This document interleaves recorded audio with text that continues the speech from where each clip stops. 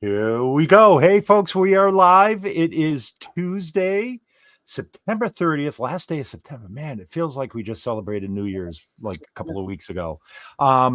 It's SVT time. It is Tuesday. Dom is, quick announcement. Dom is not with us today, but he's going to be commenting in. He's actually on his way down to Brazil on tour with The Calling. So if any of you are calling in from Brazil, be sure to follow or check out The Calling wherever. I know they've got a bunch of dates around the country, so you'll be able to see Dom there. With that being said, I'm absolutely speechless. Cook it here. Gail and I called each other yesterday. I'm wearing her shirt. She's wearing our shirt. So yeah, that's so funny.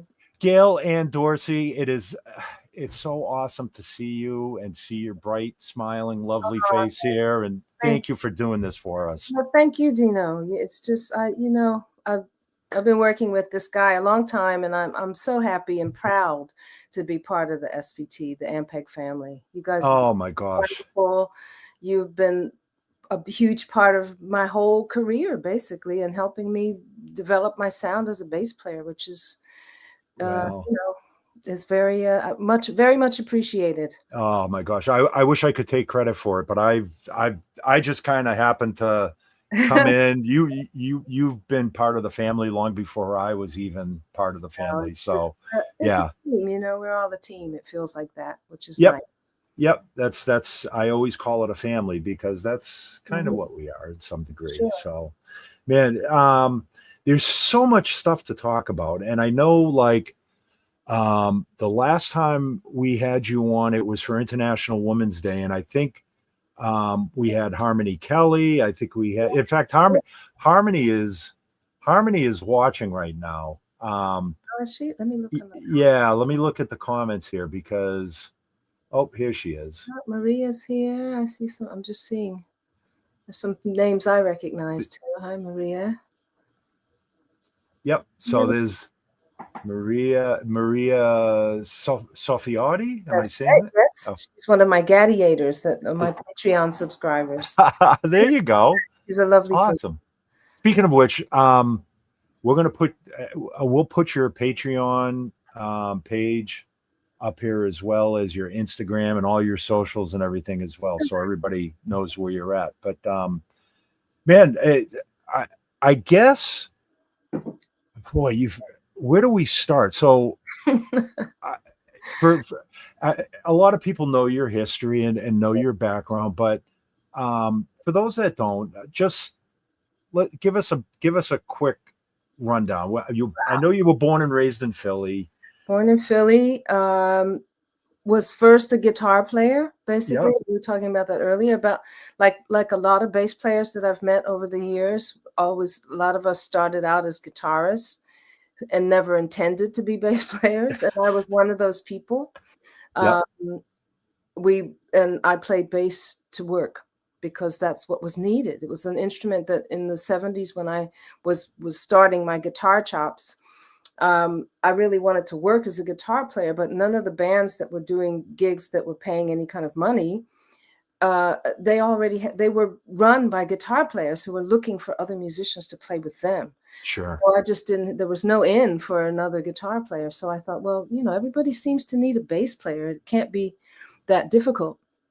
It's 4 strings and the guitar is a monster. So, and I'm still struggling with that, 50 years on. But so I got a bass and I went to an audition and I got the job. And then I played it for a while, didn't think too much about it. But then I picked it. I was 14 then.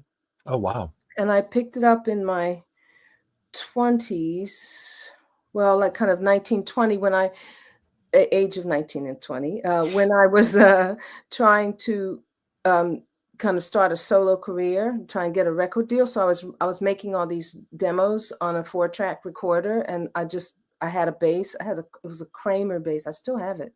Wow. A Kramer called the Duke, one of those headless. Yeah. Basses like a Steinberger, but it has like an aluminum or aluminum neck. Yep. Yeah. So it used to heat, like on a gig, it would get hot and the tuning would go. It was a very strange bass, but I still have it. It's downstairs. It's kind of a relic now in front of my fireplace. Okay. But so I picked up, I got a bass just so I could kind of put bass parts down on the songs I was writing. And then I went to London in the early 80s. In 1983, I went to London in search of my record deal and, as a solo artist, because I wasn't getting any love in the US. I was in New York City at the time. Yeah. And somehow, when I got to London, what I realized was that there were so many more venues in London to play live music, which was in New York, you had like a handful, Danceteria,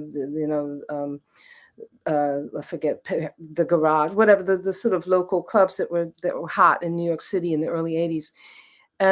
But in London, you had music in like every pub. And if you've ever been to London, there's a pub on every corner. It's almost like a Starbucks here or whatever, or a Dunkin' Donuts. So there was all these opportunities. So I started playing with local musicians there in pubs 2 or 3 times a week as a bass player, because it was something I could pick up. Again, people needed bass players. So I was like, I have this bass. I might as well go out. And that's really how it started. And I started to really fall in love with the instrument and go, wow, wait a minute. I kind of like this. It's, I'm pretty good at it. In fact, I could see myself getting better as a bass player than I ever was as a guitarist. Yeah.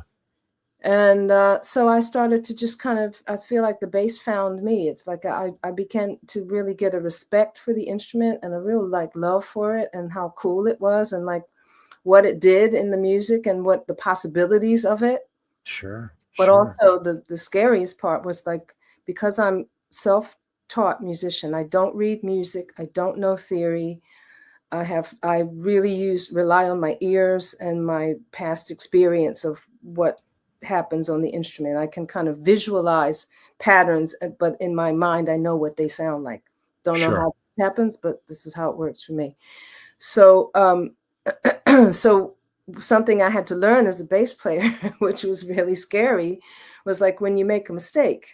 It's kind of different than when you make a mistake on the guitar in the band, or even if you drop the beat in the drums a little bit or so. But when the bass plays the wrong thing, or the thing isn't intended, or it throws the whole game off. And it was terrifying to work with that, because I a lot of times I would make mistakes because I don't, someone put a chord chart in front of me and say, okay, it's going from the minor a C7 to a whatever. I don't know what a C7 is. I just know there's a C in it. Sure. Yeah. So but maybe the 7 is another note that is supposed to be, those kind of things I had to kind of learn, and playing kind of the wrong inversion of something could really turn the whole thing upside down. So I've gotten better at it. I still don't, I've learned a bit more about theory and about chords and things over the years, but I'm still not able to really it's not at the tip of my fingers. Yeah. So I've learned to make less mistakes sometimes, and I think that's just experience. You have to do it. You have to fall off the bike a few times before you can actually ride it. So I feel like, not to say I still don't make mistakes occasionally, but I make much less than when I was starting out as a bass player. Yeah. Yeah. I remember, it's funny you say that, because I had this conversation with somebody the other night about musical ear versus musical theory. And if I think I'm strong on the musical theory than I am on the musical ear side of things. Mm-hmm. And I'm always envious of people that have an amazing ear. Doesn't matter if they know theory. They know the color of the dots. They just don't know where they're supposed to be. Yeah. So whether you know theory or not, if you've got the ears for it, man, it's the theory, you just don't know where to put the dots, is kind of how I explain it to people. It took me a long time, I would say only in the last sort of 15 or 20 years that I don't beat myself up about that. Yeah. Because and that's something we were talking earlier about, Reeves Gabrels, who's a guitarist I work with, and David Bowie when I first started with Bowie. And Reeves used to say the same thing to me. Reeves is very schooled, but he's also, he's just great.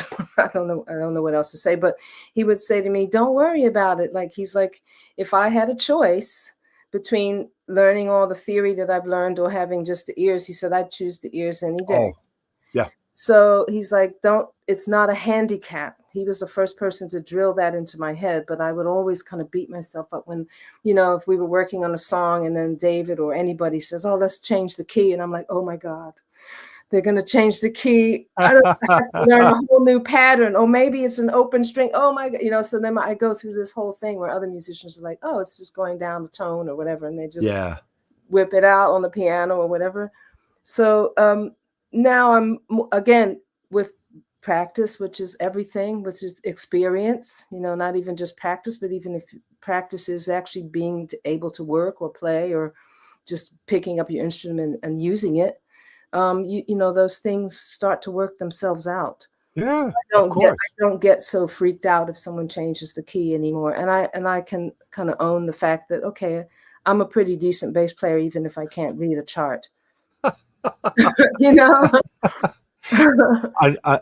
Understatement, pretty decent. I'm just gonna say that, but yeah.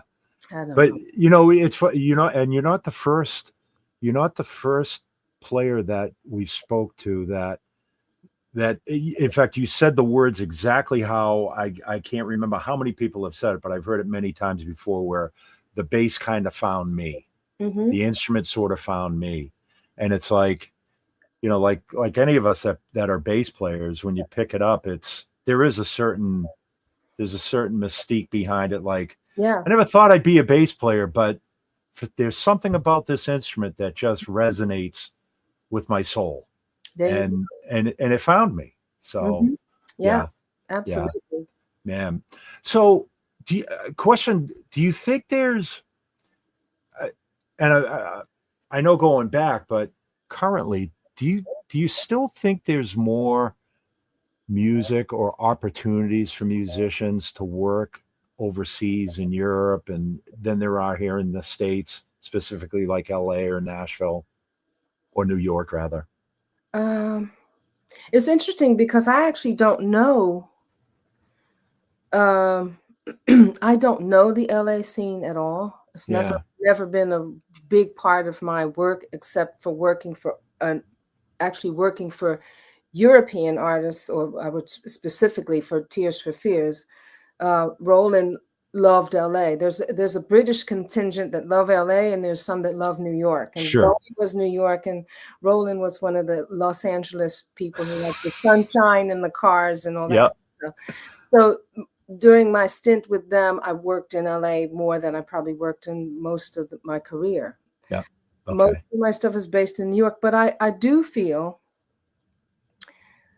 I guess I really don't know what it's like for younger people now trying to go out and play live. I think New York City still has a fair amount of places for young people to play their music, and they get out and they do it. I know there's a lot of stuff obviously going on in New York City, but I still think that there are more opportunities in Europe, in England, in London, in France, in Holland, in Amsterdam, and Berlin, because the culture supports the music in a different way. Sure. That's something I've noticed there.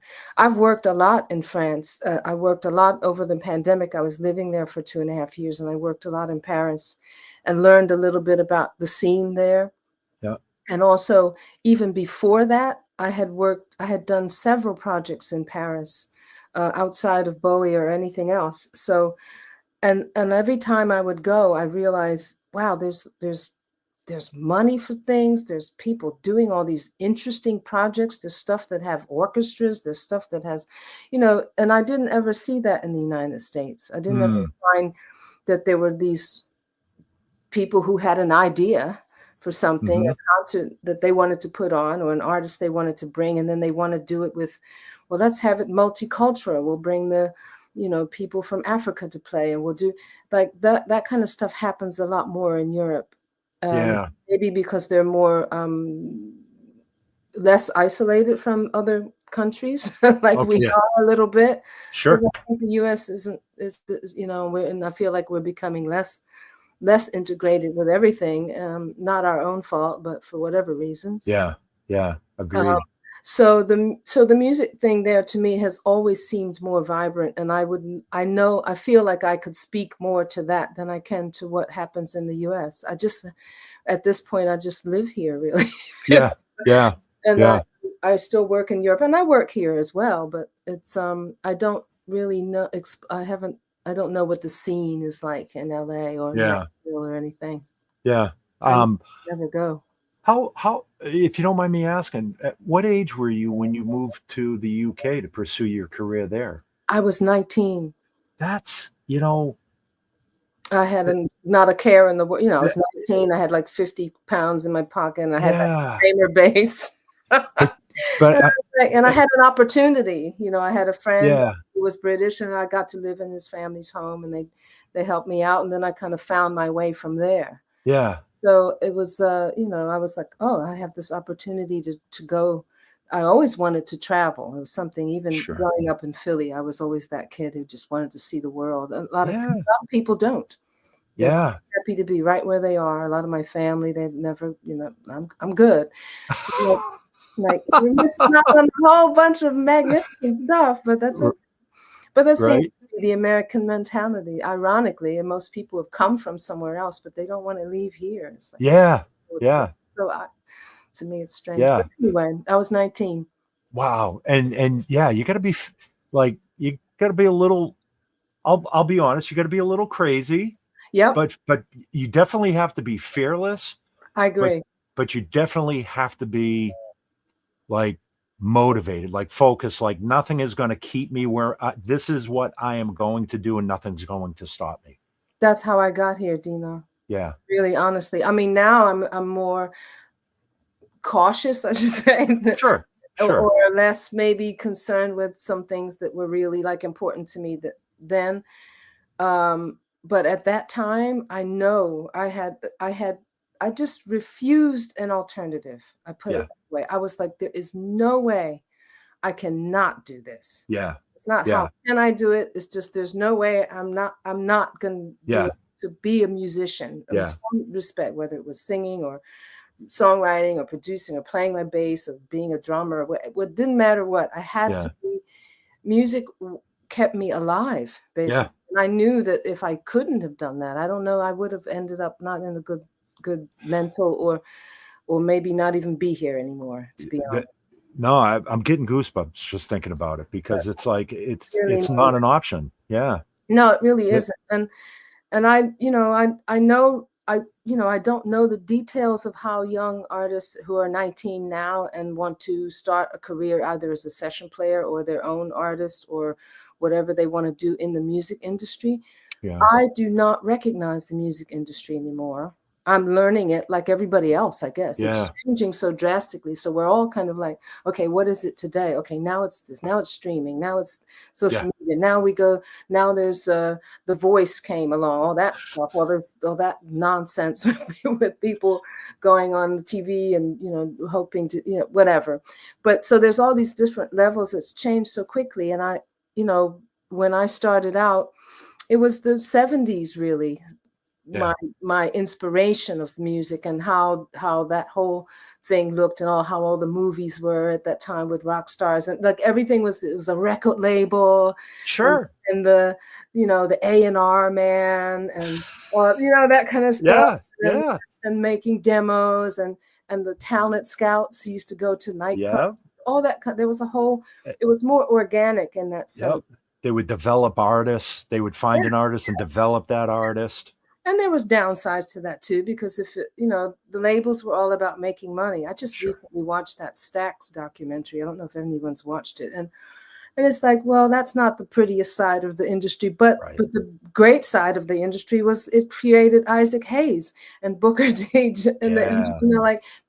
those artists were able to develop and grow in that music industry in that way that was, they didn't all have a hit record when they first started. Right. It took years for Isaac Hayes and he was a genius. Yeah. Yeah. Absolute genius. So now I don't know where is that pool of growth, where that comes from for young artists. Yeah. But the one thing I think that doesn't change is that there has to be that focus. Yeah. If you really, really want to do this, it will require focus, and it will require sacrifice. Yeah. Of a lot of the rest of your life, different elements of your life that other people can enjoy. Yeah. It's hard on relationships. It's hard. You miss funerals, you miss weddings, you miss, visiting with a new friend, because you have to be at a show where there's a lot of, where there's hundreds of thousands of dollars or even $1,000 at stake. You have to show up. And so there's a lot of things that you kind of that come with it. And some people maybe have everybody's got a different path and a way to see the way they see it and how they experience it. But I think it is, with anything you have, if you want it, you focus. Yeah. You focus and do your best. I mean, I equate it to, it's not, I mean, sometimes we're labeled as sometimes being selfish to some degree, but it's not, I equate it as the same, the person that's in the gym 24/7, 7 days a week, Absolutely.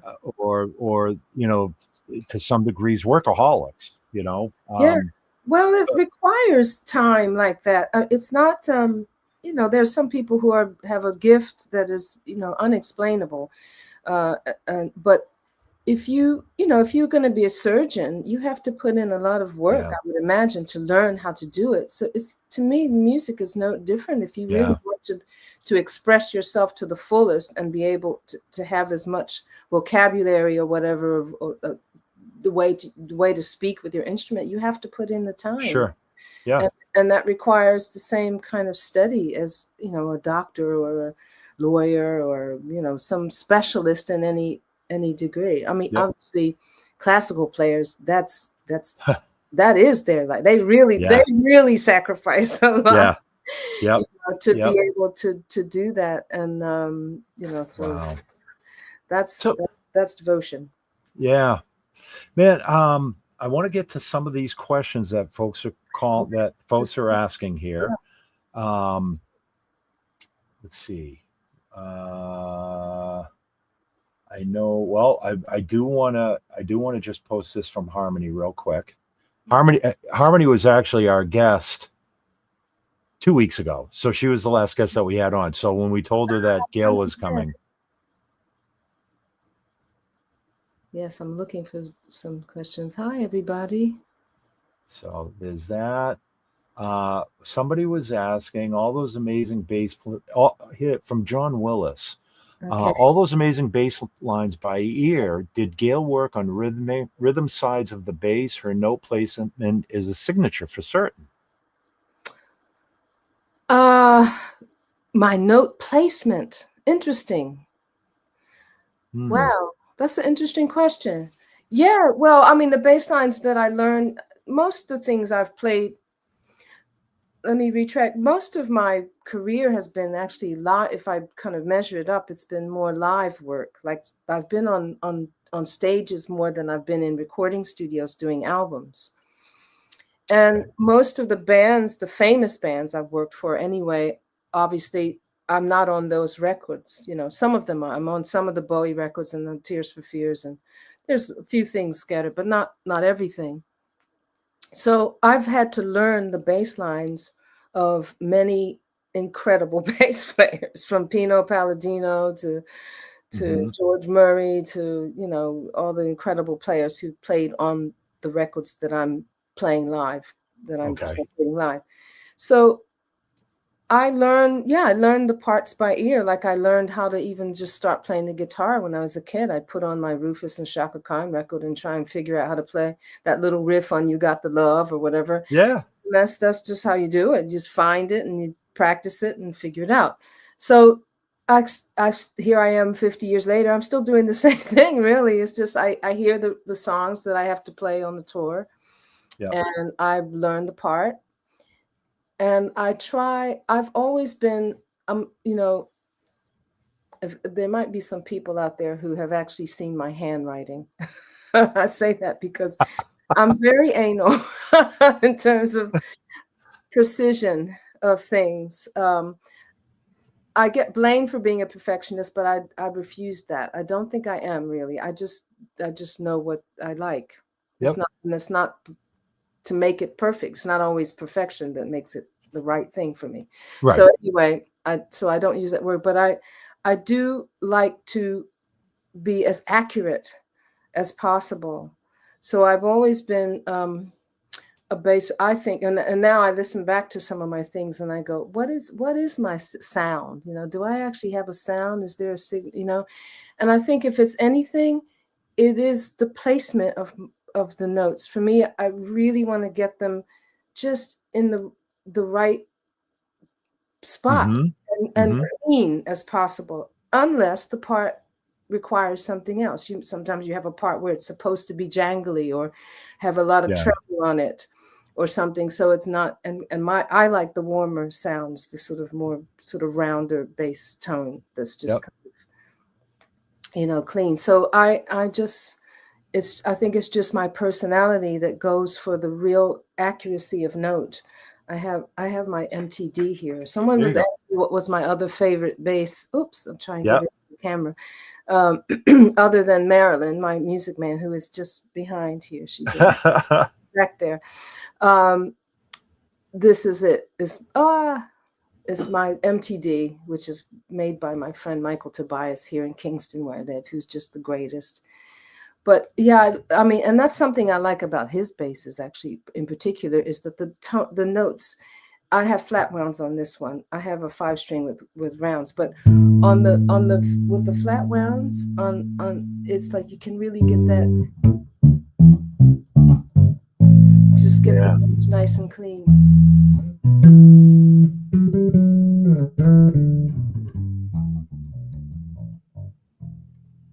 That sounds great. Just nice, and I just like that kind of precision of notes, of placement of notes and things. And I've been doing a lot of things in my solo shows lately where I open with just the bass and voice. And that's another thing that I think is very cool about thinking about bass in a different way, that because if it's just bass and voice, there's no drums to play off of. It doesn't become a part of the rhythm section. It becomes a melodic instrument. And that's my other favorite. I mean, I'm going a little off topic, but that's like my favorite kind of bass playing. Lee Sklar, Joe Osborne, Tony Levin, even Max Bennett, like Chuck Rainey. The parts are just they're like another voice. It's not just the rhythm section. Yeah. So I enjoy kind of exploring that when I sing and play bass, and so then it's really nice to have a bass, particularly like this one I use in my show, to get that nice clear tone, to have another, you know, it's not like I'm rocking out on playing with a plectrum or whatever, but to play along with vocals. I do like the Stevie Wonder song.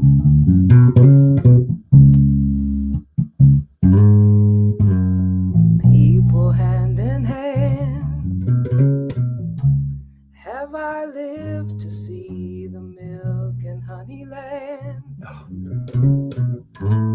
where hate's a dream and love forever stands? Or is this a vision in my mind? Oh, man. So it's just, Gail, that is awesome. I was going like, oh my God. Oh, it's a beautiful bass line. It's done on an upright on this Stevie Wonder song, Visions from the Intervision. That's a classic. Do you find, yeah, like when you're writing, when you're writing your stuff, like I know, like if I'm doing a track for somebody, I take the Paul McCartney approach. Like I always ask, like, can I get I want to hear the vocals, I want to hear the harmony, because that's going to determine. I'm not just going to plunk eighth notes on a root. Right. So when you're writing material, if you're writing a bass line, or I mean, you're like what you just played, that just bass and vocal just kind of harmoniously just kind of intertwine, and it's so important that the bass does that, I think. Very important, very important. I think some of the, that's something for the bass players out there to think about, who, who want to really, really work, especially on albums and stuff, and with good singers. The bass has to really, really listen to what the vocal melody is doing. Yeah. And then go from there, I think, and always obviously stay out of the way of it, but you also want to complement it. Yeah. And also, and that's what I love about those players that, like Joe Osborne is my favorite. He played on all the Fifth Dimension, Partridge Family, all the Carpenter stuff. Yeah. I mean, and she's the greatest singer, one of the greatest singers in the world. And to play bass on the Carpenters record, and to really kind of embellish what the beauty of the lead melody, it's just to me, that's the beautiful dance. That's the most beautiful part of the dance of those records. The rest of it's gorgeous, but it's the bass and the voice that really sells it. In my opinion. Like I know one bass line that always like just tears my heart out is the bass line to "I'll Be There" by the Jackson 5. Oh yeah. And it's just it's that descending line that just goes along with Michael's vocal in the beginning. It's just like, oh my God, that's a symphony in itself, Exactly. So I forgot about that. Yeah. I won't try singing it, believe me. I'm trying to think of the key. It was probably in G. I don't know why I want to say that. Yeah, I would. You and I must take a pass. That's way high. There you go. Something like that. Oh my gosh, Gail. God, you're killing me. Hey, so speaking of, can I ask you to tell the David Bowie story about him asking you to play and sing Pressure with him? Would you mind sharing that? Not at all. I have shared it other places before, but there's always somebody who maybe doesn't know. Okay. I had just started with him. We were doing the outside tour with 9 Inch Nails. So I had been doing that early on. I think it became a staple part of the show early in my touring time with him, and then it continued all the way to the end. It was always something that was on every tour, no matter what. We always did that song. So, but when he first approached me, he came into my dressing room after one of the shows, I don't know, a few weeks into the tour, and I was still terrified because I was working with David Bowie and I didn't know how I managed to get into this band with all these incredible people. But so I was just like, talk about focus. I was just like head down every day, be good, And so he comes in and he says, I was thinking, he said, did you see me do the Freddie Mercury memorial tribute with Annie Lennox when we did Under Pressure? And I said, well, yeah, of course. I was actually living in London at the time. I was there, so I saw it, of course. And I'm a huge Annie Lennox fan as well, huge. So I said, yeah, I did see that. And he said, what do you think about doing that with me in the show? And I said, oh my God, in my mind, I'm like, I'm going to be like Annie Lennox with the black makeup and it's going to be that dramatic. Like, I don't know. I never knew what he was asking me. I was just like, okay, whatever it is, I'll try. So I said, who's going to play the bass when I sing the Annie Lennox part? And he looked at me and he said, well, you are. And I'm like, I'm sure I had like shock on my face. And I didn't kind of dare. You just don't say no to David Bowie. You just don't. You got to at least try. I wasn't going to argue with him about it. And I was like, I don't know if I can, I kind of, and he just smiled, very cheeky little smile that he would have. And he said, I'll give you 2 weeks. And he walked out of the room. He wasn't taking no for an answer anyways. No, he wasn't going to. I would never refuse him anything. Of course. He was such an angel. So, he walked out of the room and I just thought, shit, I better get shedding, I better get out here and figure this out. And I had to, this was the great thing about all of the jobs I've had. And I feel so fortunate because I didn't get to go to Berkeley or I didn't get to go to Northwestern or some fancy music school. but I got to learn from these kind of people. From Roland Orzabal was a huge, that being in that band was incredible. That was like a step. I was like, okay, now the next grade, you know, then oh, now I'm in my PhD now, or what, you know, I was just, and you learn by the challenges that these people give you. It's like, to me, that was the best homework I could ever have had. Maybe I didn't get, you know, like you say, didn't figure out my circle of fits or whatever, but it didn't matter. I rose to these challenges, and that was definitely one of them. And that led me into a thing of, you know, even where I am today, I have we'll talk about that before it finishes, but I had to learn how to be a better singer and bass player at the same time. And that could have been a harder task. On top of the emotional task that he knew that Queen was my favorite band of all time, still is to this day. And to sing Freddie Mercury's part was also like, so it was a double whammy. Yeah. What, you know? Yeah.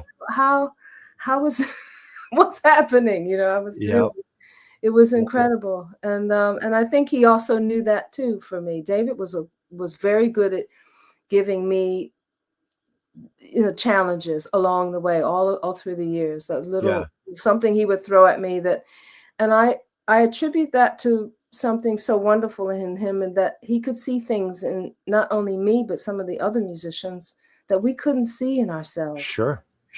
He had a real knack for that, and he would constantly give us these little challenges so that we could see them in ourselves, that we were capable of these things that he could see. He could already see. That's why he smiled. He's like, "I'll give you 2 weeks." He walks out of the room. Yeah. He's got a grin on his face, and I'm, you know, sweating, and I'm going, "Oh my God!" But, you know, then it was, you know, then it was there. Yeah. Pressure. So then once I practiced that, and how I do a lot of my vocals now I don't have to do it quite so intently, is that I went back with that song and I put on a metronome really slowly to see where things fell. So I take it really slow. Okay. Then I can see so that I can actually, in my mind, almost vision or just hear where everything falls. Yeah. Where the vocal note is supposed to fall and where the bass note stays. Pressure pushing down on me, pressing down on you. Yeah. No man asked for, you know, like you can start to see there, and then you bring it up to speed. Under pressure that burns a building down, that splits a family in two, puts people on streets. Boom, ba, ba, ba. Yeah. Ba, ba, ba. I may be simplified a little bit from John Deacon's part, but you know, I'm getting the essence of what he's doing. But it's everything like that. And some things that's actually not as complicated as I thought it was. Okay. Some things can be really. I'm working on some stuff now that's really complicated. Yeah. But speaking of that, can we talk about what you're doing now, what you're working on? Well, I'm about to release a single soon. Again, I don't know how the business works. I really don't. So my managers and all those people are, you know, getting all the things lined up. I'm like, okay, whatever. We have the track. It's mastered. We just did the artwork like a couple weeks ago. So I guess now it's finding just the right moment. I'm thinking I'd like to put it out on my birthday, which is November 20th. Okay. So we'll see if I can get all the wheels in motion. I'm doing some solo shows, as I mentioned before. I've done like City Winery in Philly and most stuff in the Northeast so far. I haven't traveled with it yet, but next year I want to get out and start doing this in Europe and other parts of the country. But what I have coming up, other than a Black Star Symphony concert that I sing at in Denver on October 9th, I'll be in Denver just for the one night. Okay.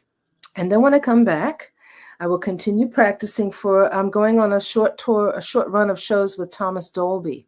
Oh, that's right. And it's a really interesting project that he's put together. It's like an 80s retro kind of, I don't know eventually he wants to do it the same as we do the Black Star Symphony shows. Not that he's copying it; he's never even seen them, but Sure. like he wants to do a something with kind of showing all the great, some of the really great songs of the 80s, a lot of them that he was a part of Sure.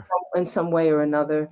And also it's a kind of a thing about his career, how he, the different things he has done, and with a symphony orchestra. So he's writing this kind of symphonic stuff that we're going to work with, I believe, with tracks with that. So we're not working with the symphony yet, but that's his objective later.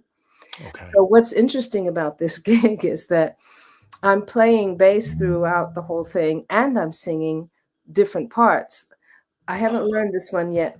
Strange, he follows me back home. Grace Jones. I haven't learned it. He ringing round my door. Lucky nights. I have forgot it. I learned it early. Yeah. But I actually have the tracks, and I'm learning all the different bass lines from these particular songs. I have to play that one. I have to play Billie Jean at one point.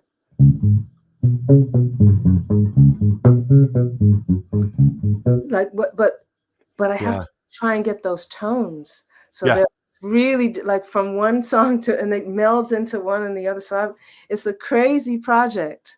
Wow. Talk about a bass challenge. I was saying to him the other day, I said, man, I kind of went through the first 15 minutes of this piece with all the different, going from a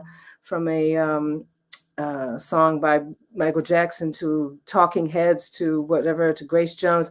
And I'm like, I've used 5 different basses so far, but I won't be able to do that in the show. So I'm trying to figure out which bass is going to be able to cover all these transactions. But I do have to sing lead parts. I have to sing stuff from Echo and the Bunnymen, Grace Jones. There's something else. I've forgotten now what it is. But that's quite a challenge of bass playing and singing coming up. Oh yeah. So I'm going to be really shedding on that for a little while. And you seem to have, like, you've got that approach where, you hear like from other vocalists and bass players, like you hear people ask, Geddy Lee, how do you learn to sing and play? And you learn the song, you learn to sing, and then but you seem to have this like symbiotic relationship where you sit down and you're singing and piecing them together. Eventually. No, I think I do the same as Geddy in that I know what the singing is supposed to be. Okay. I learned it as a singer. I learned the bass parts. It started like when I was kind of screwing up there, it's because I know what that bass part is if I'm not singing. But I was messing up because I haven't learned the connection yet. So I do learn them both separately and then I put them together. Oh, okay. All right. Put them together. I have to kind of know, especially the bass part. Sometimes the vocal is the last thing. Yeah. But I definitely want to get the bass nailed. And then once the odd thing is that once it gets in my body, it's there, like I can call it back. You can't get rid of it. This thing. Yeah. It's like one day I can't play it at all. Yeah. And then once I've figured it out, even if it's like a couple years later, maybe I don't remember the changes exactly, but I can still sing and play at the same time. Weird thing. Did you do anything to develop your voice or to work on your voice? I mean, your voice is so beautiful, Gail. I can't. Oh, thank you. But I mean, I get up to a microphone and, usually when I'm performing, they give me a mic just so I can tell jokes in between songs, but I'm so like, number one, I've always wanted to be able to sing. I can sing to some degree, but for contributions to the, what do you recommend for somebody like myself that really wants to work on their voice and develop their voice as a singer? I never know.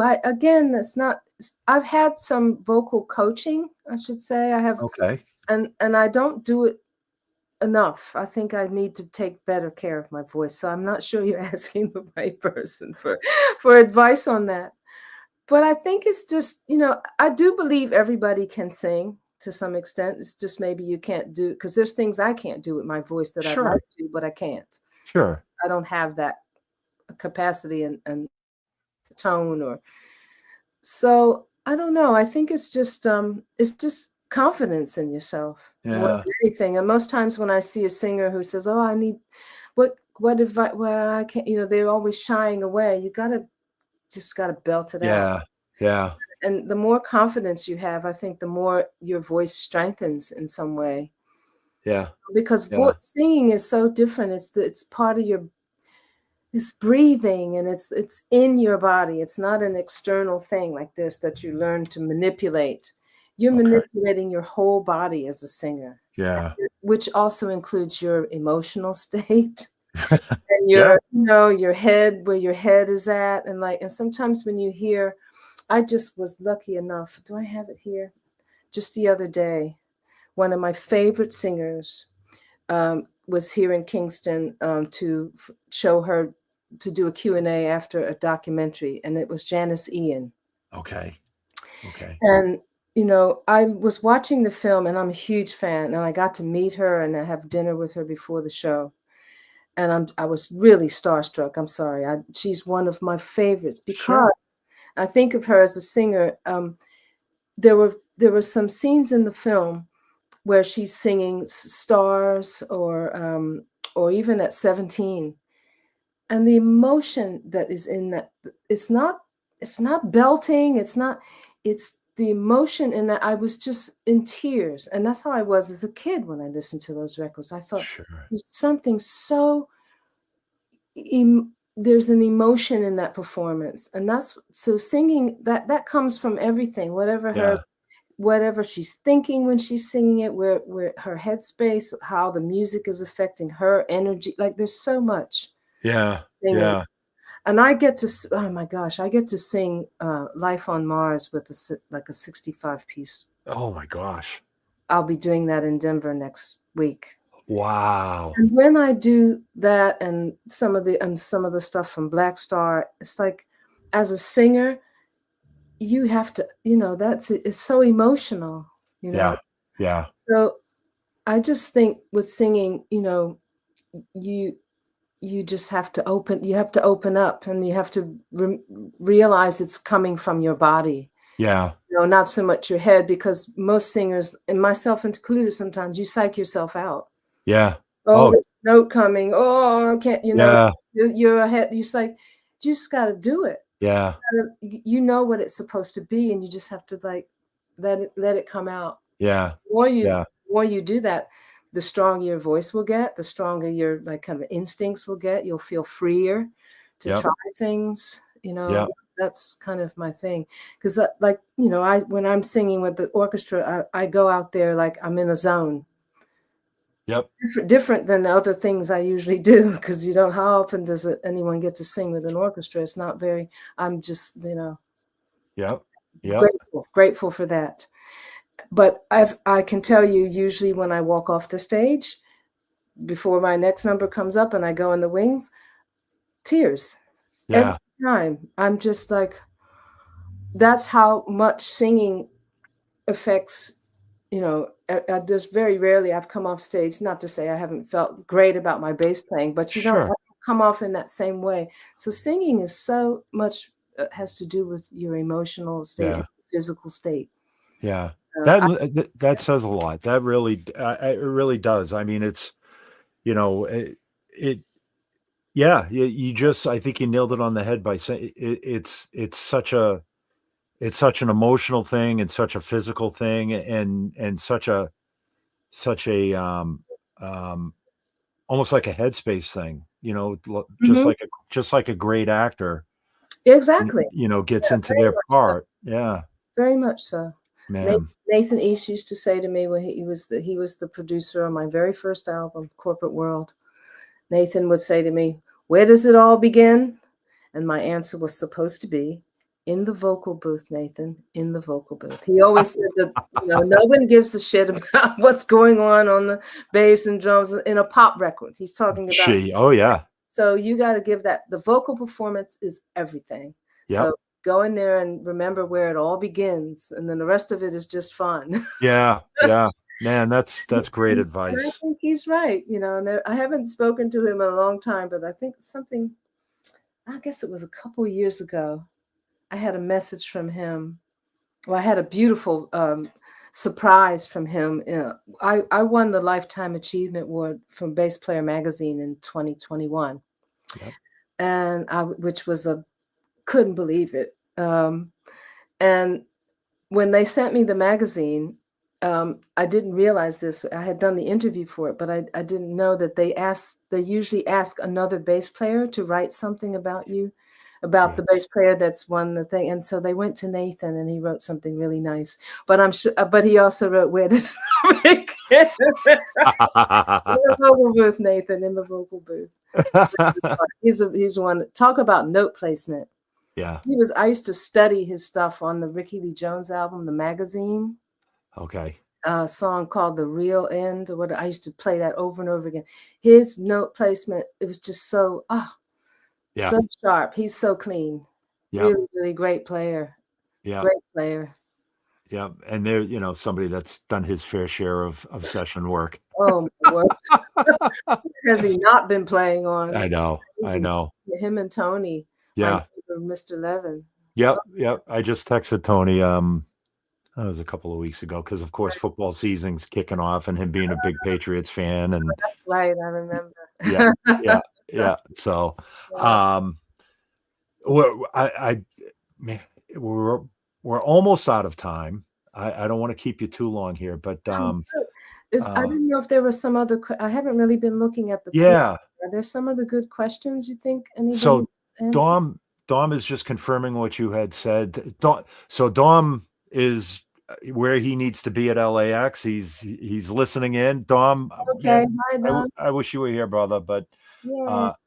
So true about emotional state when singing, playing. Hard to fake being in the right emotional state when he's. That is hard. That's hard. Sometimes we have to do it, but it's definitely hard. You know what always gets me that just, and not to discredit these two guys, but I always go back, and emotional state aside, like what you and Dom are saying, but just like when I hear like Tom Waite or Bob Dylan sing, I mean, granted, the emotional state is there. There's no deny.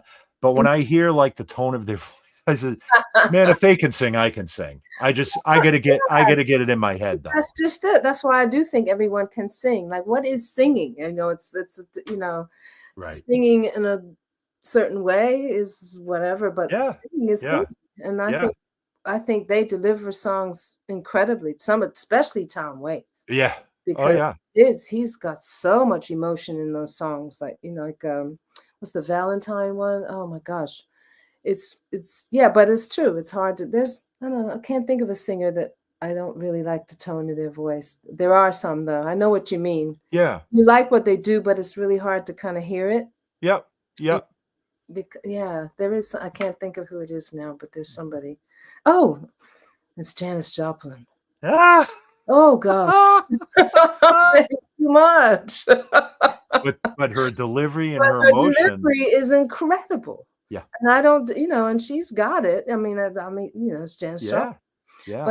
But I just, sometimes that sound is just like, oh, it's not quite something that lands gently on the ears. It's not going to put you to sleep at night.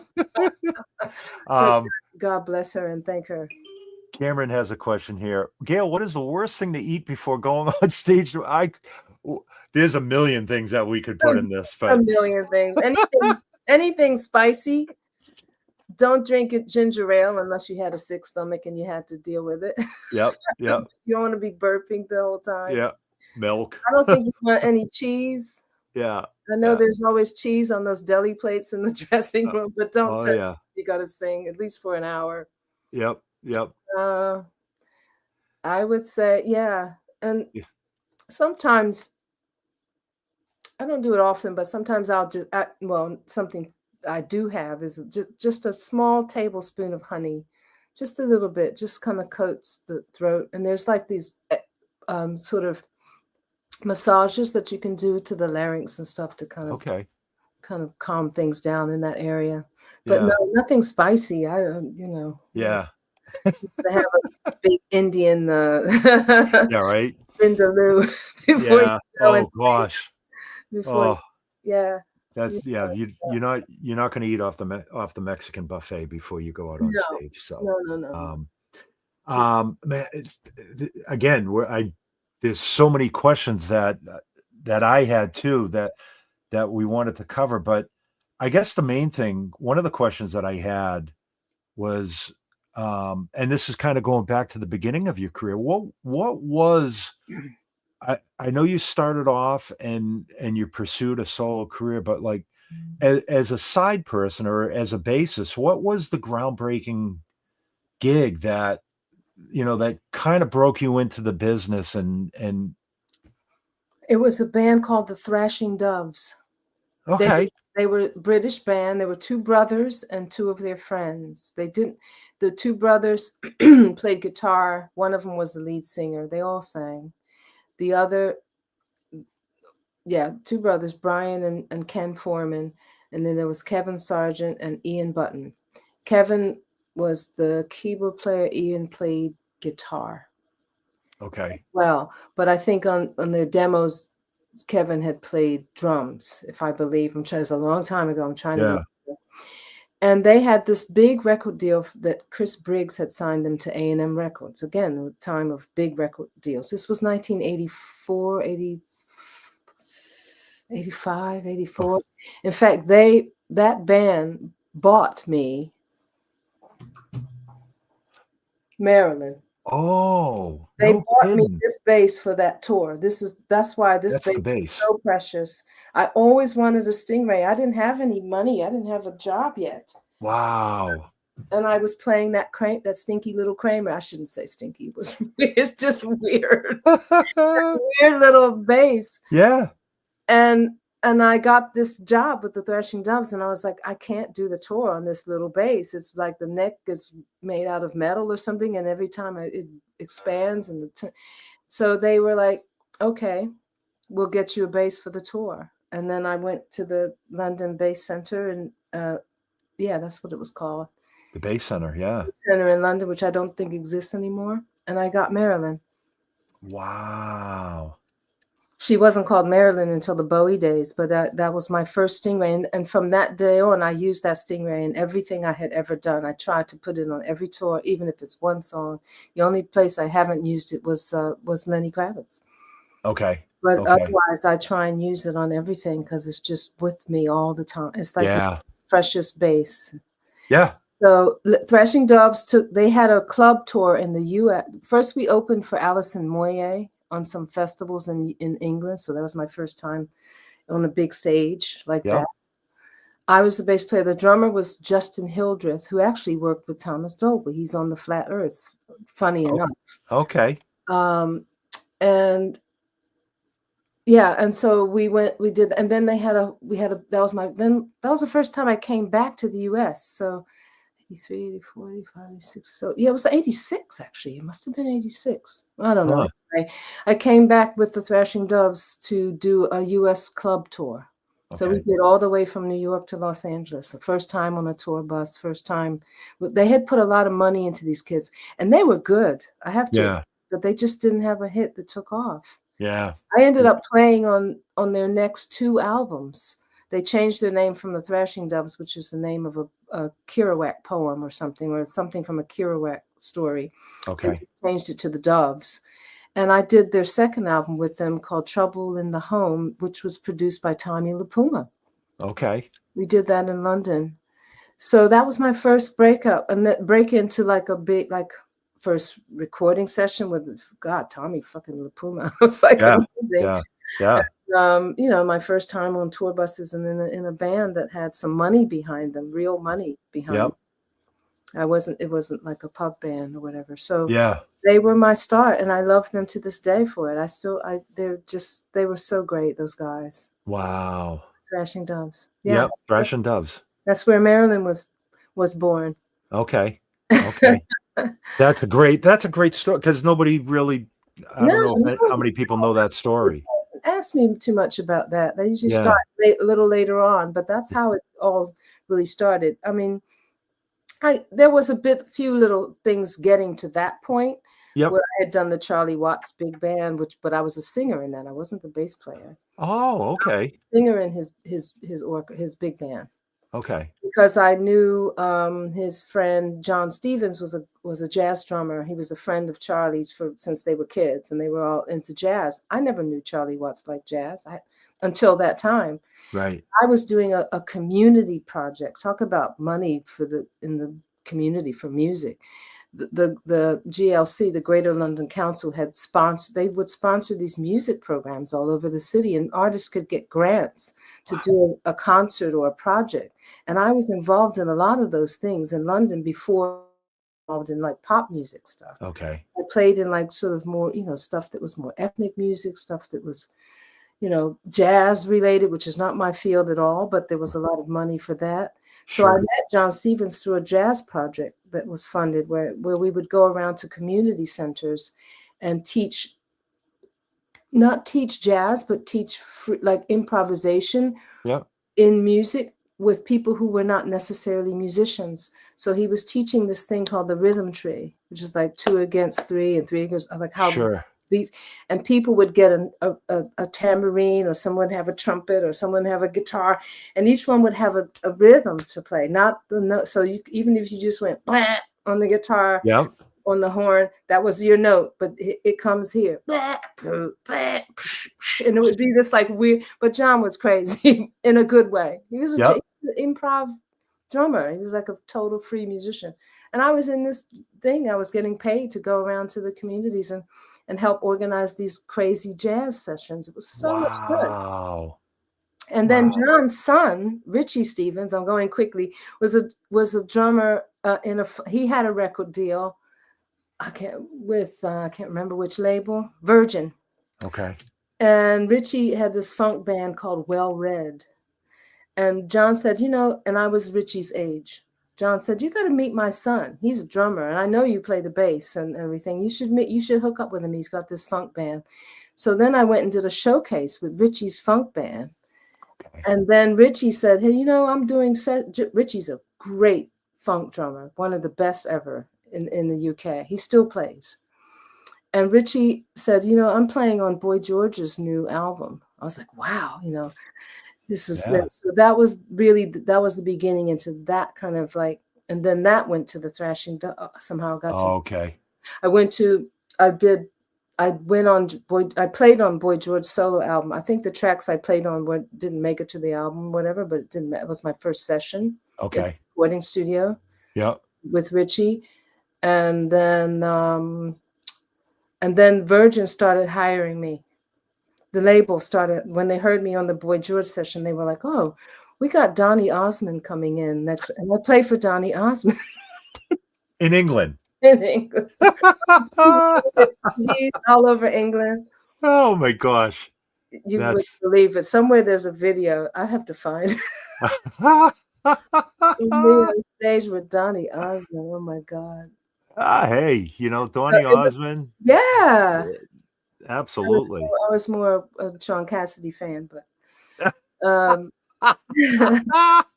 my God. Yeah, so those little things, so then the labels were aware of me. And so then somehow I got the Thrashing Doves tour. So that was my first real long, like a tour and everything. It went on for like a year or so. And then I got my own record deal. Oh, okay. Corporate World was after that. Okay. After Thrashing Doves. Okay. Yeah. And then when did the David Bowie gig come into play? Not till 1995. I was just moving. Yeah, I was just moving back from the UK, and I moved back to upstate New York here in '94.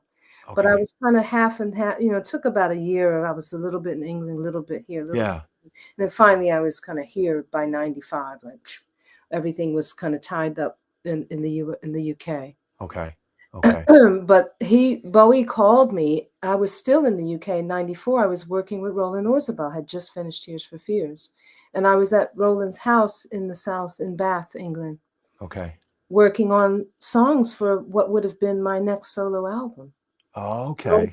That was interested in maybe producing me and said, let's just get together and write some songs and see what happens. A Yeah. couple Yeah. of them are on I Used to Be, that last album I put out. A couple of the songs we wrote ended up getting onto that record.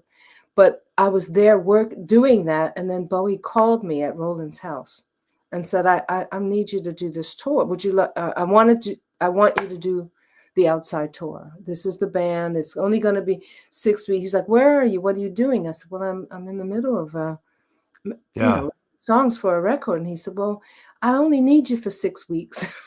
He said, Only 6 weeks. only 6 weeks. The tour is 6 weeks. We're going to rehearse in September. I think it was maybe May or March when I always get that mixed up. I think it was, must have been May when he got that call in 95. And then I was in rehearsal in September in New York City. And that was that. Wow. It kept going from straight into Earthling. There was just no gap for me to get back to my own stuff. Yeah. But I was in school. I was having fun. Yeah. Yeah. Yeah. It was fun to go back to school. It was great. Yeah. I mean, that's, it's one thing when you're working on your career and you're working on your art, and you're in stride. Mm. But then David Bowie calls and says, I need you to come do this. And that's what Roland said. When I got off the phone, I said, Roland, it was Bowie on the phone and he wants me to do this thing. And I'm like, but we're at it, and he just looked at me and he was like, when David Bowie calls, you go. There's no about it. Yeah. Yeah. Yeah. And he was right, Yeah. So, and that was something I never dreamed I would ever be in a band like that. Yeah. I mean, not that Tears for Fears is any kind of chopped liver, but I'm just like, I think I might have said to you once, or maybe someone, like bands like Bowie, artists like Bowie and Frank Zappa. I don't know, there's probably a couple other, like when you in my, how I saw it as a kid, if you're in one of those bands, like you're like, you are the cream of the crop musicians. Like if you get to play with Bowie or you and Zappa's band, like, because those guys to me, and Gil also, if there are any, were amazing. Yeah. So I thought, I'm not going to ever get to that stature. I never thought I'd work with Olivia Newton-John. Same thing. Right. Same thing. And Nathan had worked with her, and I was like, oh my gosh, because he's also to me in that level of bass stratosphere, like masters of this instrument. And then it's like, you just don't imagine. I just never imagined I'd ever be in David Bowie's band. Yeah. Ever in a million years. Well, like you say, that's, that's probably, and not probably, that's one of the best educations you could ever get as a working musician. To this day. Like you said, Bowie, Zappa, anybody that's come out of Zappa, they were like, that was an education. Miles Davis was another one. If you played with Miles, you got an education. Exactly. Yeah. There aren't many artists like that, I feel, at this time coming up. Like I can't see, well, maybe there are some if I think about it. There's a lot of new, I guess there are new things that I like. Yeah. Like John Misty and stuff. I kind of like that music. Father John Misty, is that his name? He's from the Fleet Foxes. I don't know. Beautiful writer, like the music's a little kind of sophisticated. I like it. Yeah. So, but it's not David Bowie. I mean, no one will be David Bowie. I don't want anyone to think that I expect people to that. I want people to be themselves. Yeah. Find themselves. I think that's the difference. Yeah. In the industry today is that Bowie had a lot of time to develop into all the things he developed into. Yeah. And I just don't know if many artists are going to have that opportunity anymore. And I hope they do. Because that's what it takes. It just takes time. Yeah. Some things are amazing right out of the box, but sometimes these things we go crazy about, we've forgotten them in a year.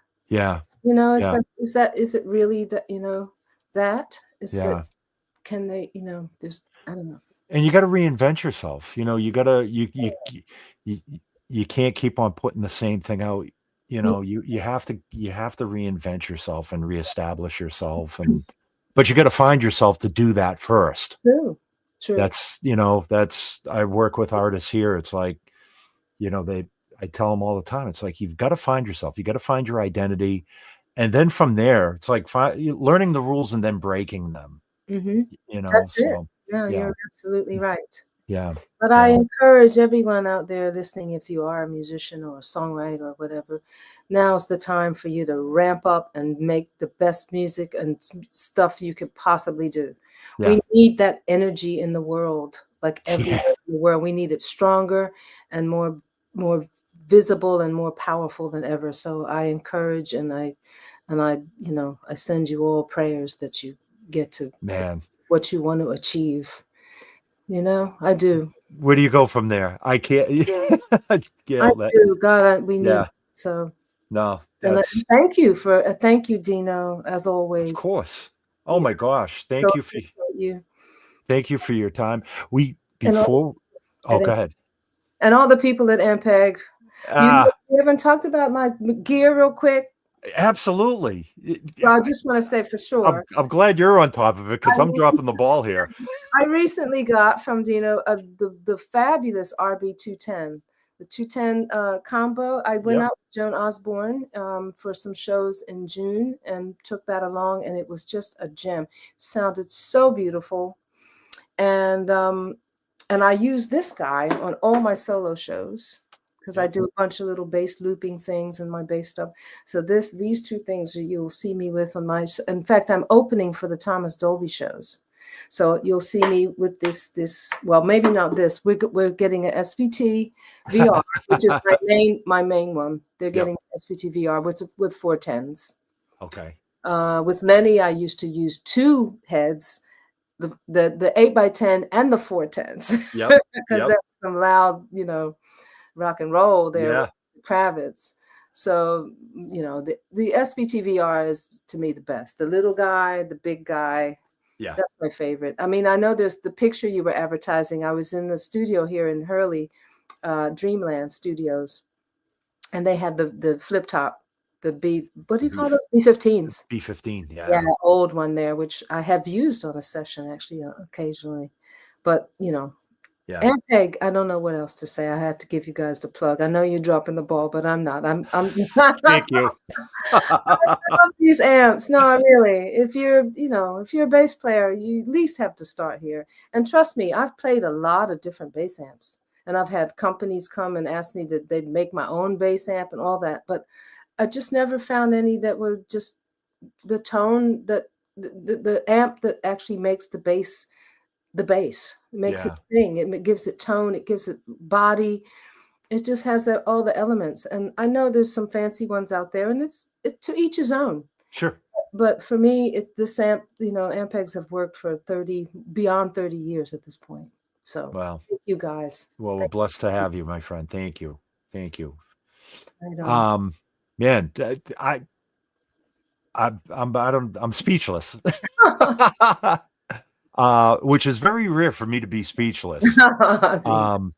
So before we go, and I'm going to put you on the spot here. Okay. So I have, now it's 15. It's up to 15 rapid fire questions. Okay. Very simple stuff. Just tell us what comes to mind first. You ready? Yep. Okay. P-bass or jazz bass? Jazz bass. Okay. Passive or active electronics? Passive. Okay. Round wounds or flats? Ooh. Yeah, everybody gets. Depends. Can't say. It's that one question everybody gets If I'm leaning these days, I'm leaning flats. Okay. Lean towards that, but it's okay. Hard one to answer. I think we know the answer to this one. B15 or SVT? SVT. Yeah. Okay. Yeah, I like the SVT. Cable or wireless? Cable. Yeah. Whenever possible. Of course. Yep. Pick or fingers? Fingers. Okay. IEMs or floor wedges? Oh, ears. Please. Okay. Okay. Pedals or no pedals? Pedals. Okay. Now we get into the travel portion of our questions here. So window or aisle? Aisle. Always. Wow. Okay. Yep. I'm an aisle person myself. Free to get up and High bunk or low bunk? high bunk. Okay. Black with white piping or silver and blue? We're talking about cosmetics of the amps now. Black with white pipe. That's silver and blue. That's the silver and blue. Yeah. Yeah, silver and blue. Okay. Hot chocolate or coffee? Now these are the silly questions. Coffee. Okay. Favorite place to eat when you're on the road? And it could be a specific restaurant or it could be a cuisine. Oh, Japanese. Okay. Good Japanese. Good Japanese. Yep. Okay. Fair enough. Nice and clean. Your go-to lick for sound check? I don't think I have one. Oh man. I used to play the Partridge Family of Joe. I think it's Max Bennett actually.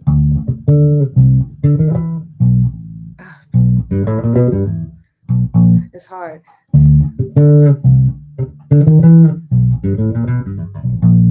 Hold on. Oh man. That's from a Partridge Family song. Yeah. Beginning of a song, and I always play that. I love it. I can't get the finger. Okay. Right. My nails are too long too. Another thing. Another question. Last question. Cheesecake or carrot cake? Ooh, cheesecake. Okay.